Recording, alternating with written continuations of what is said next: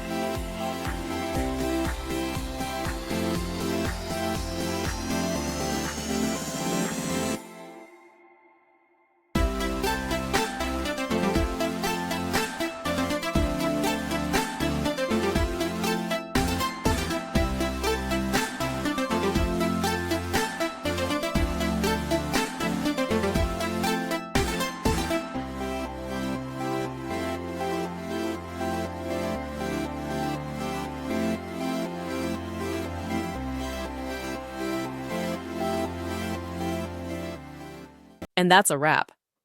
I hope you found the answer you were looking for. If you did, take a second to hit that subscribe button. It really helps out. And let me know in the comments which solution worked best for you. See you next time in the debug zone.